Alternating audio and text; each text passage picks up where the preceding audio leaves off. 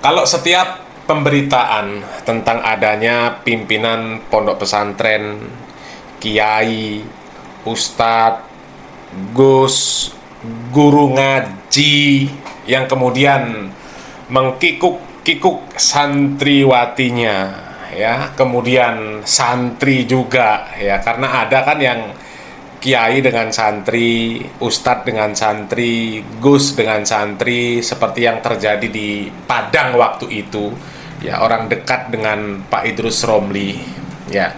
Kalau berita-berita yang seperti itu kita angkat, sepertinya channel ini nggak akan berhenti, setiap harinya akan memberitakan kejadian-kejadian yang seperti itu. Jadi channel khusus membahas bull yang terjadi di pondok pesantren, di tempat ngaji, di tempat pengajian dan sebagainya, ya. Karena hampir setiap hari itu muncul, belum tenggelam berita yang sudah viral sudah muncul lagi, ya.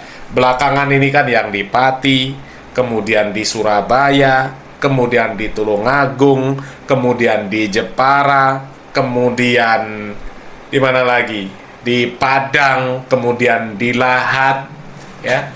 Itu muncul, padahal belum selesai nih yang viral di Pati ini, sudah muncul lagi berita kejadian yang seperti itulah. Haula wala quwata illa billah. Innalillahi wa inna ilaihi raji'un. Ya. Muncul terus berita yang seperti itu sampai kami menemukan ada satu konten kreator di Instagram, selebgram lah ya. Sampai dia itu membuat video, ya. Jadi katanya yang bukan santri ya jangan nonton atau seperti apalah ya. Karena dia membuat video list kejadian-kejadian yang seperti itu, ya. Jadi kalau yang mau nonton ya harus siapkan cemilan dulu karena videonya agak panjang katanya. Video yang ditampilkan itu ya berita-berita seperti itu. Coba kita lihat videonya. Assalamualaikum. Selain santri dilarang nonton konten ini, tapi misalnya kalau kalian maksa ya siapin camilan lah, karena ini kontennya akan lumayan panjang. Kita akan nonton daftar ratusan santri yang dilecehkan oleh para kiai. Kita mulai.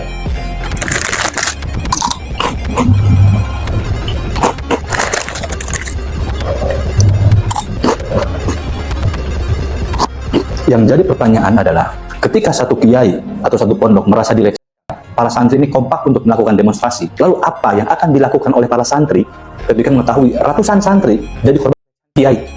Think about it. Itu daftar pondok pesantren yang ya pimpinan pesantrennya mengkikuk-kikuk santri-santriwatinya, ya. Dan ada yang terbaru, ini terjadi di Lampung, di Mesuji, ya. Kejadian yang sama, sampai pondok pesantrennya itu diserang sama warga, sampai dibakar, ya. Coba kita lihat videonya. Nah, ponpes di ini silakan baca ya. Diduga gegara nih sama ya, terduga ini ya santri kembali ya. Kembali terjadi. Warga ngamuk hingga nih ya. Kami nggak baca karena biasanya kalau baca yang seperti ini sensitif, nanti pelanggaran ya. Yang mengherankan juga ada pihak-pihak yang sebenarnya mampu untuk meredam, mampu untuk mengantisipasi supaya hal-hal yang seperti ini tidak terjadi lagi, tapi justru malah ya terkesan menutup-nutupi ya, terkesan ya meskipun nggak secara langsung ya berusaha untuk ya tidak menganggap ini sebuah masalah yang besar lah ya. Pak Menteri Agama kita sampai mengatakan apa?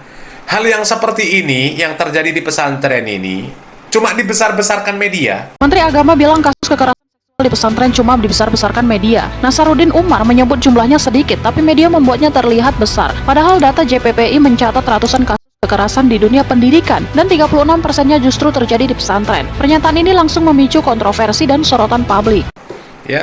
Ya, korbannya cuma dikit, cuma dibesar-besarkan oleh media. Nunggu seperti apa lagi, wong setiap minggu, setiap bulan itu pasti ada berita yang seperti ini. Nunggu apa lagi? Ya, bahkan ada yang berusaha menutup-nutupi, oh itu bukan pesantren.